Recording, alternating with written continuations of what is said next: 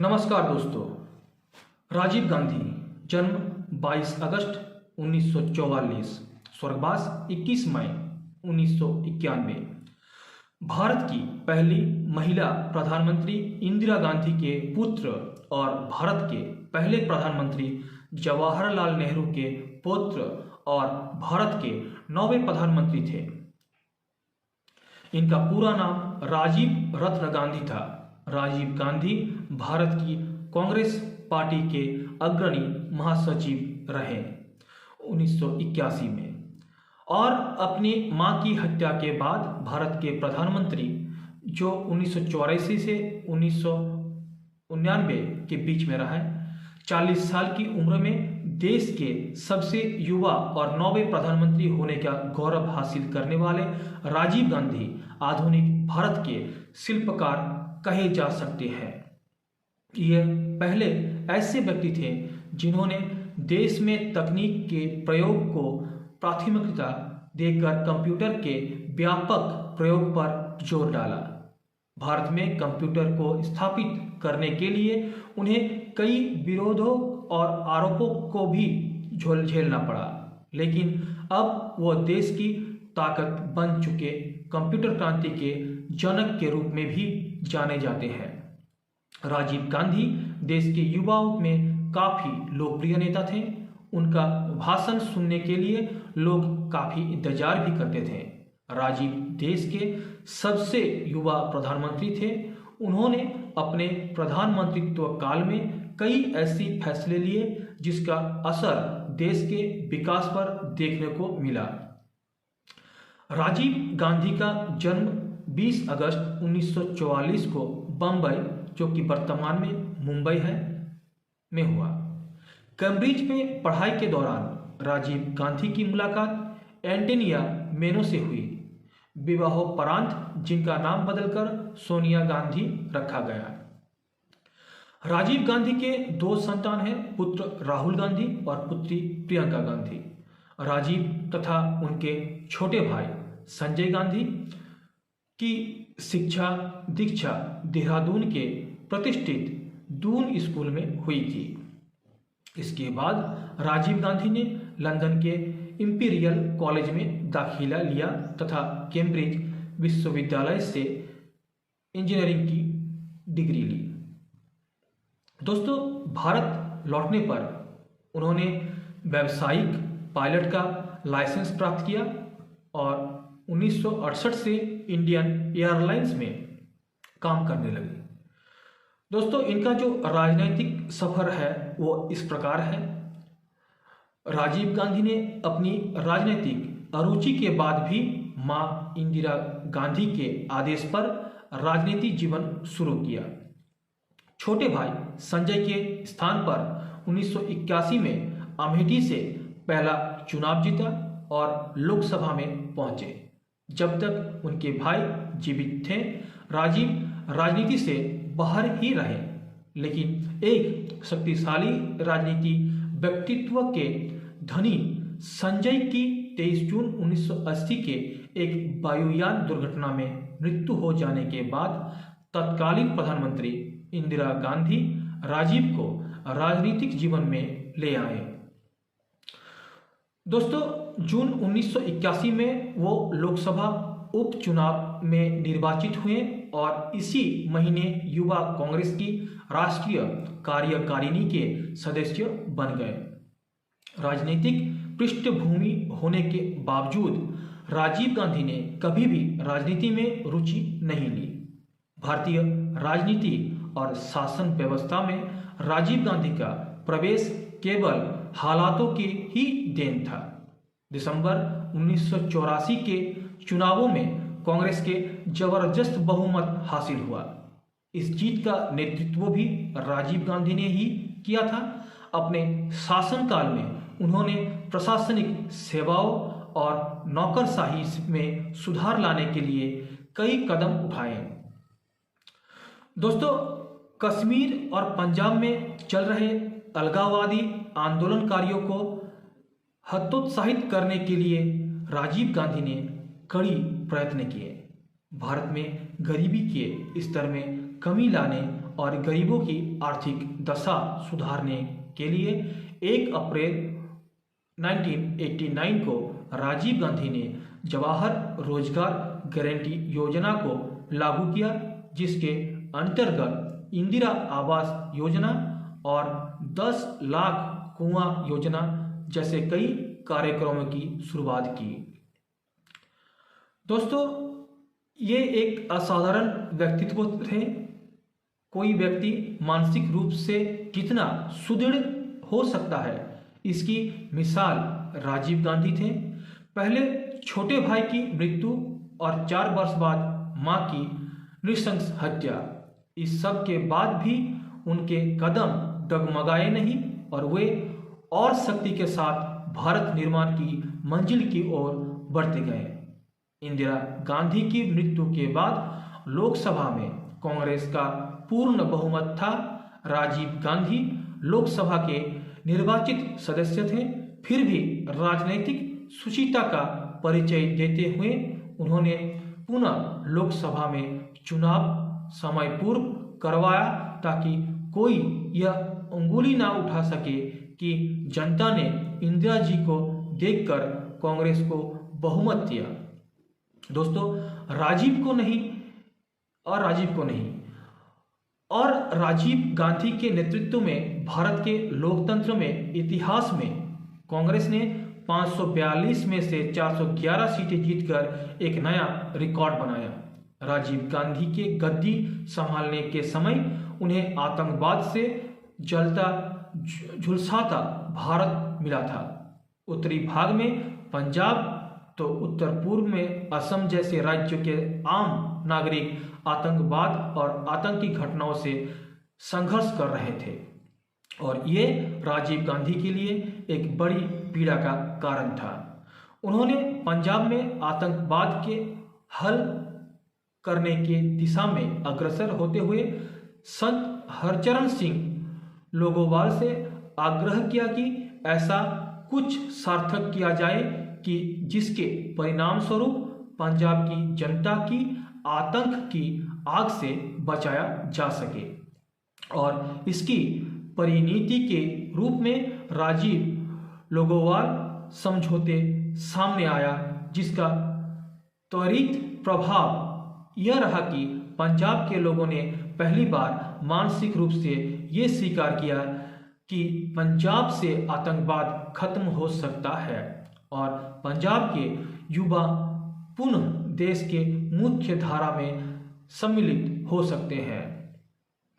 यद्यपि संत लोगोवाल के निधन से समझौते के परिणाम प्राप्त होने में समय जरूर लगा, पर इस मानसिक दृढ़ता के बल पर ही पंजाब के लोगों ने धीरे धीरे आतंकवाद पर विजय प्राप्त करी और आज पंजाब में सब कुछ सामान्य है। दोस्तों, 31 अक्टूबर 1984 को प्रधानमंत्री इंदिरा गांधी की हत्या के बाद देश की डाबाडोल होती राजनीति परिस्थितियों को संभालने के लिए उन्हें प्रधानमंत्री बनाया गया। उस समय कई लोग ने उन्हें नौसिखिया भी कहा, लेकिन जिस तरह से उन्होंने ये जिम्मेदारी निभाई उससे सभी अचंभित रह गए। राजीव को सौम्य व्यक्ति माना जाता था, जो पार्टी के अन्य नेताओं से विचार विमर्श करते थे और जल्दबाजी में निर्णय नहीं लेते थे। जब उनकी मां की हत्या हुई तो राजीव की उसी दिन प्रधानमंत्री पद की शपथ दिलाई गई और उन्हें कुछ दिन बाद कांग्रेस पार्टी का नेता चुन लिया गया। उनका शासनकाल कई आरोपों से भी घिरा रहा, जिसमें बोफोर्स घोटाला सबसे गंभीर था। इसके अलावा उन पर कोई ऐसा दाग नहीं था जिसकी वजह से उनकी निंदा हो। पाक दामन होने की वजह से लोगों के बीच राजीव गांधी की अच्छी पकड़ थी। श्रीलंका में चल रहे लिट्टे और सिंघलियों के बीच युद्ध के शांत करने के लिए राजीव गांधी ने भारतीय सेना को श्रीलंका में तैनात कर दिया, जिसका प्रतिकार लिट्टे में ने तमिलनाडु में चुनावी प्रचार के दौरान राजीव गांधी पर आत्मघाती हमला करवा कर लिया। 21 मई 1991 को सुबह 10 बजे के करीब एक महिला राजीव गांधी से मिलने के लिए स्टेज तक गई और उनके पांव छूने के लिए जैसे ही झुकी, उसके शरीर में लगा RDX फट गया। इस हमले में राजीव गांधी की मौत हो गई। देश में राजीव गांधी की मौत के बाद बहुत बड़ा रोष देखने को मिला। दोस्तों, इनका जो राजनीतिक सफर और जो पद था वो इस प्रकार रहा। 1981 में कस्बा के लिए निर्वाचित, 1984 में लोकसभा के लिए पुनर्निर्वाचित, 19 अक्टूबर 1984 से 2 दिसंबर 1984 तक प्रधानमंत्री एवं अन्य सभी मंत्रालय विभागों जो कि अन्य किसी मंत्री को आवंटित किए गए। 31 दिसंबर 1984 से 14 जनवरी 1985 वाणिज्य और आपूर्ति, विदेश, उद्योग व कंपनी मामले, विज्ञान व प्रौद्योगिकी, परमाणु ऊर्जा, अंतरिक्ष, इलेक्ट्रॉनिक्स, महासागर विकास, कार्मिक एवं प्रशासनिक सुधार, युवा मामले एवं खेल, संस्कृति, पर्यटन एवं नगर विमानन मंत्रालय का भी पदभार संभाला। 31 दिसंबर 1984 से 20 अक्टूबर 1986 पर्यावरण एवं वन मंत्रालय के भी प्रभारी, 25 दिसंबर 1985 से 24 जनवरी 1987 रक्षा मंत्रालय के प्रभारी थे।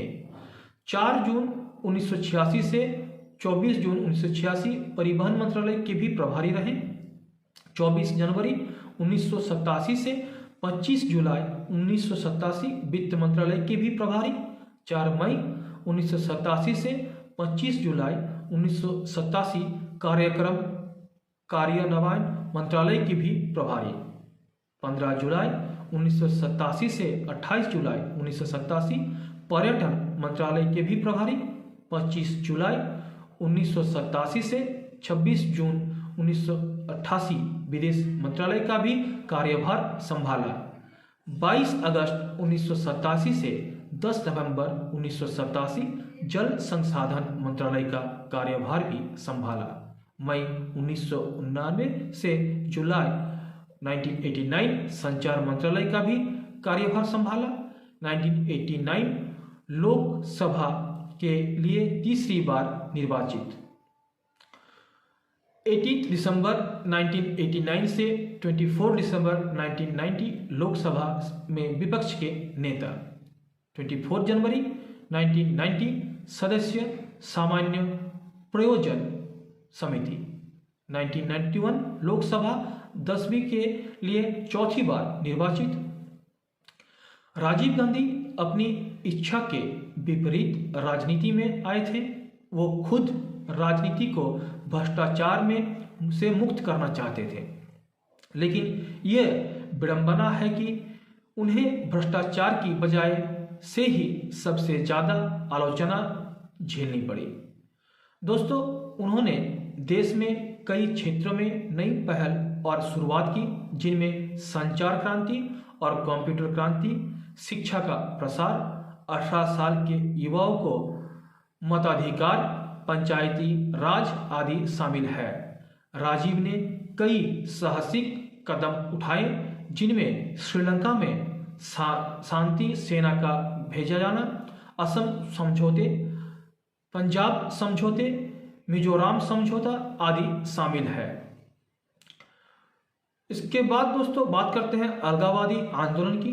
दिसंबर 1984 के आम चुनाव में उन्होंने पार्टी की जबरदस्त जीत का नेतृत्व किया और उनके प्रशासन ने सरकारी नौकरशाही में सुधार लाने तथा देश की अर्थव्यवस्था के उदारीकरण के लिए जोरदार कदम उठाए। लेकिन पंजाब और कश्मीर में अलगाववादी आंदोलन को हतोत्साहित करने की राजीव की कोशिश का उल्टा असर हुआ तथा कई वित्तीय साजिशें में उनकी सरकार के उलझने के बाद उनका नेतृत्व लगातार अप्रभावी होता गया। 1989 में उन्होंने प्रधानमंत्री पद से इस्तीफा दे दिया, लेकिन वो कांग्रेस पार्टी के नेता पद पर बने रहे। आगामी संसदीय चुनाव के लिए तमिलनाडु में चुनाव प्रचार के दौरान एक आत्मघाती महिला के बम विस्फोट में उनकी मृत्यु हो गई। दोस्तों, कहा जाता है कि ये महिला तमिल अलगाववादियों से संबंध में थी और अपने राजनीतिक फैसले से कट्टरपंथियों को नाराज कर चुके राजीव पर श्रीलंका में सलामी गरज के निरीक्षण के वक्त हमला किया गया, लेकिन दोस्तों वो बाल बाल बच गए। पर 1991 में ऐसा नहीं हो सका। 21 मई 1991 को तमिलनाडु के श्री पेरम्बदूर में एक आत्मघाती हमले में वो मारे गए। दोस्तों, उनके साथ 17 और लोग की जान गई। राजीव गांधी की देश सेवा की राष्ट्र ने उनके दुनिया से विदा होने के बाद स्वीकार करते हुए उन्हें भारत रत्न से सम्मानित किया, जिसे सोनिया गांधी ने 6 जुलाई 1991 को अपने पति की ओर से ग्रहण किया। तो दोस्तों, ये थी राजीव गांधी की जीवन से जुड़ी हुई कुछ बातें। वीडियो को लाइक कीजिए, शेयर कीजिए, चैनल को सब्सक्राइब कीजिए। दोस्तों, जय हिंद, वंदे मातरम, जय भारत माता।